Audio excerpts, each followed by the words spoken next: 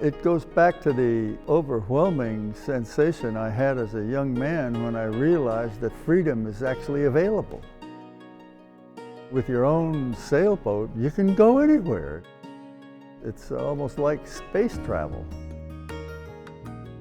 I saw the world, everybody fighting everybody and arguing with everybody and trying to beat everybody out of everything.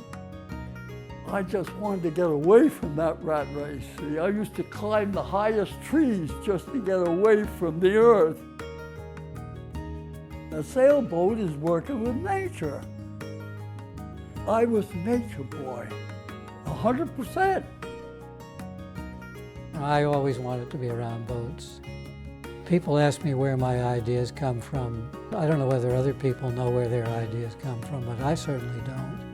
And my explanation is that I must have been in a previous life a Polynesian canoe builder. As multi-hull designers, we all have to admit that we stand on the shoulders of those that came before us, and the Polynesians are prominent.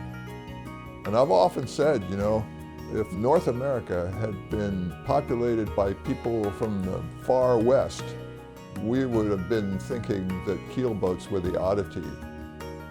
The boats we would have been sailing early on would have been multi-hulls. The most of sailors are the dreaming sailors. The sailors who are working from the unconscious, who love the sea, marching to a different drum than the other people. They can't explain it to you. It's expressed in the famous poem by John Masefield, "I must go down to the seas again, to the lonely sea and the sky." To people who sail boats, that immediately rings a bell. If you have never experienced perfect deep sea sailing like this, you have so far been only a spectator of life. Why not be a participant? We do everything full speed. If we are going to have a crash, we will have a good crash. We can look steadfastly in the face of centuries of sailing tradition, billions of sailors, and say, you guys were all wrong. This is the way you should have been doing it. I did my level best to explain to people what it was like to build a boat and what it was like to sail a boat. Building is no qualification for sailing.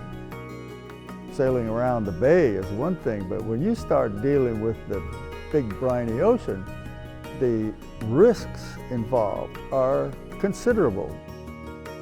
There was a lot of audaciousness in it, you know. It was brazen what we were doing. At times I couldn't help but feel like I was taking advantage of people. But over the years, I've had enough positive feedback to feel quite justified in encouraging people to go sailing and indeed to go seafaring. It's a very valid thing to do with one's life.